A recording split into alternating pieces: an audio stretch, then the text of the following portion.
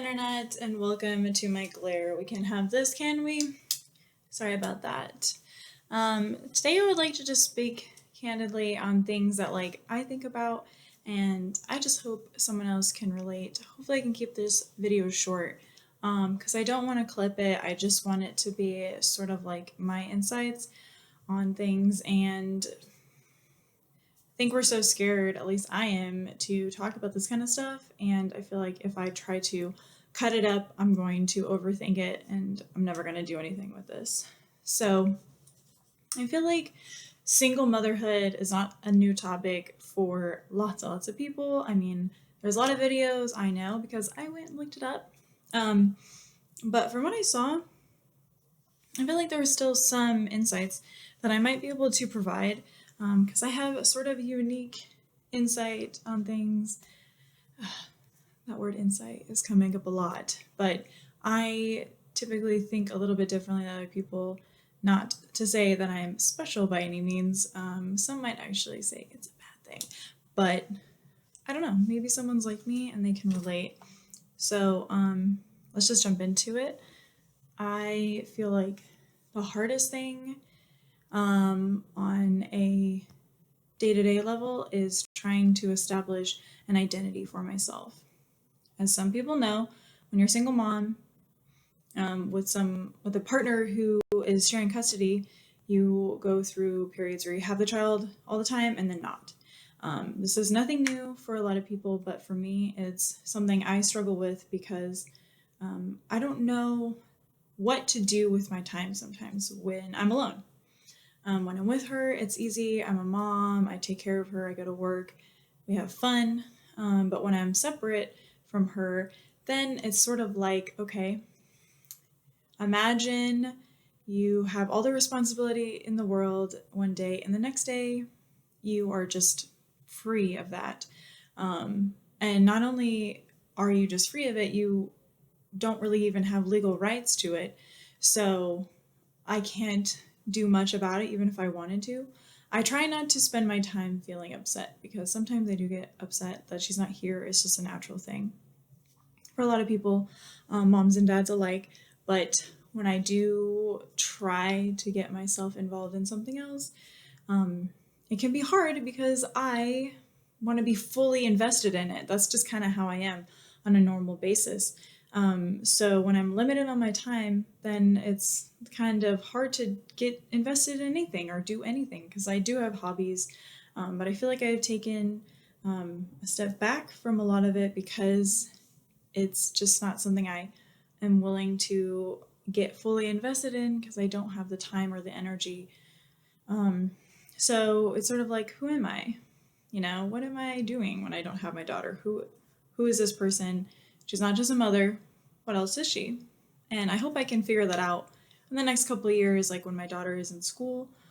She's still too young for me to really give her freedom. She's only 4, so she's got a long while before she is someone I can have at the house by themselves or anything like that. So I'll just have to take my time with it.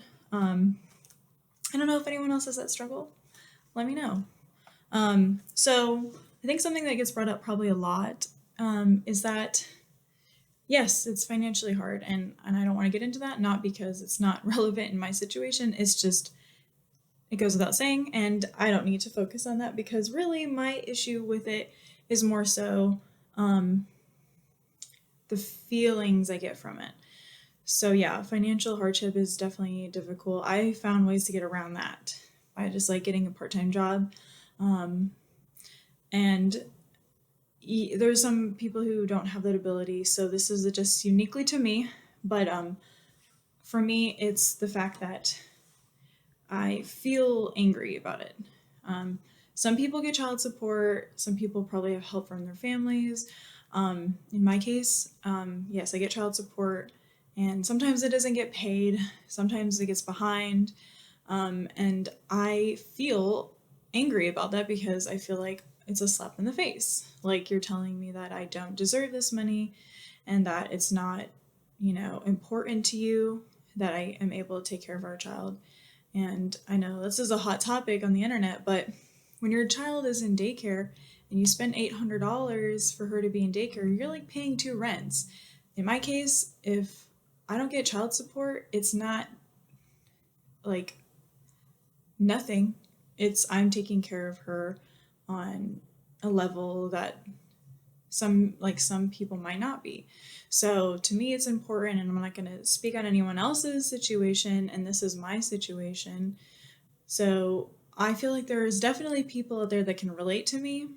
So it's not an attack on anybody per se, it's just my perspective. And I hope that other people can at least feel a little bit better knowing that they're not alone in this situation. So for me, I have to work through those feelings because ultimately the person's going to do whatever they're going to do no matter how you feel. I've pleaded with him before. I've tried to be, somebody who advocates for myself, but it doesn't really work. And if our relationship, our co-parenting worked that well, maybe we wouldn't be broken up. So I try not to dwell on that. I try to just let it be, do my own thing, and that's on him. If he doesn't want to help me, he'll have to answer to, the courts eventually. So, because it is, in my case, legally binding that you must pay child support. Just as much as I'm legally obligated to release my child to him, he is legally obligated to provide support for the child. So it's not really a matter of discussion as to whether it's right or wrong. It's legally his obligation. And he signed it without being under duress. It was, if anybody wanted to pursue this arrangement, it was him. So that's all I got to say about it. You can already see that I feel like there's a lot of sides to this. I feel like a lot of people have opinions on this, and that's why I wanted to make this video, because there might be people out there that this makes them angry and other people that are like, this is helpful. So you be the judge of that.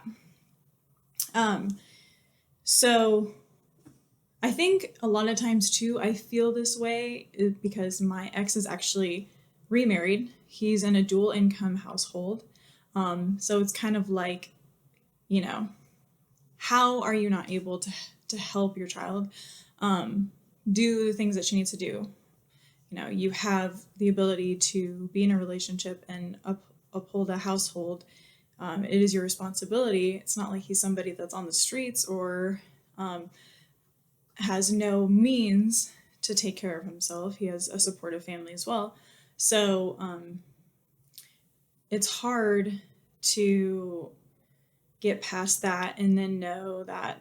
So this brings me to my next point, is that when you have a step parent, in my case, that you're dealing with, I feel like we didn't get, set up on the right foot. And it's really difficult for me to see how our animosity might have pushed them to want to create a perfect image. And I can actually, I can give you a reason a little bit.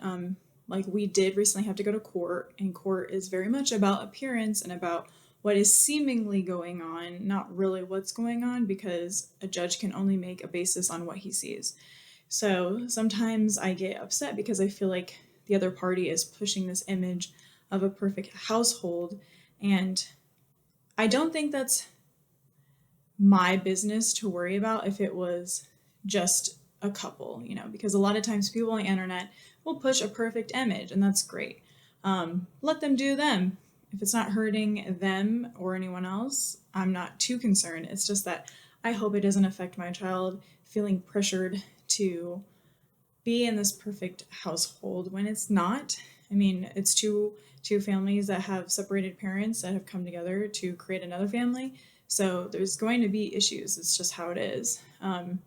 I think we should embrace the fact that it's a different situation rather than try to pretend like there isn't other parents in the picture. And that's kind of what's happened. And, hopefully I'm not alone and that this is my situation, because I don't know, it sucks. I would rather it be that this person takes their time to establish a relationship and that my daughter comes out and expresses how she feels about it on her own, is not told how to feel. She's very young, so we all want certain things. We all want to feel a certain way about ourselves as parents and as spouses. But I think ultimately it's about the child's decision on who that person is to them. So that's something I struggle with. 10 minutes already. I'm very good at talking. So my next point would be guilt, feeling like I left my child down. I don't feel pressured to remarry or anything like that for my daughter, because I feel like that's more so my journey. If I'm going to meet somebody and everything, I think she'll be happy whether I'm with someone or not. She might want for me to be happy, and I feel like as long as I am, it doesn't need to have someone else in the picture. Do I want someone else helping me and in the picture? Of course, that's just how I am, but I can't force it. I gotta let it flow naturally. I gotta make sure that if I do get married again, it's because it's the right reasons, purpose, person. But that doesn't stop me from feeling like I ruined the potential for a whole family, where she didn't have to go through this separation. She didn't have to go through meeting other parents, other mentors, and everything. I feel bad because my child does bring it up. She does say that she wishes we were all in one house. And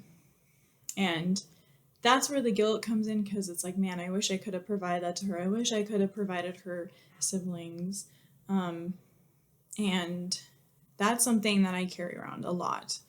That's probably my biggest problem or issue, is that I feel guilty about what happened. Because I just want her to have an awesome time while she's growing up. I don't want it to be stressful. And I constantly worry about that. And it's hard because I don't feel like I have complete control over it. I feel like sometimes I can't do anything because I'm not the only person involved in this parenting. And just like in the moments I don't have her, I'm not even legally allowed to get involved in some cases. Like I couldn't, if she got upset, and she wanted me to pick her up or something, let's say, I couldn't do that because that would be violating a decree, basically. So it's hard because I feel like I can't do things. Like I have to do things within my limited time. So I feel guilty about that too, because I just want to make sure she's being taken care of. And I don't think I'm alone in the sense that most people feel like if you want the job to be done right, you got to do it yourself. And it's hard because I've never had that sort of like teamwork relationship with my ex as far as parenting. So I wouldn't say I don't trust him. I don't even know how he is as a parent. We separated very early on in my child's life. So it's hard. I don't even know.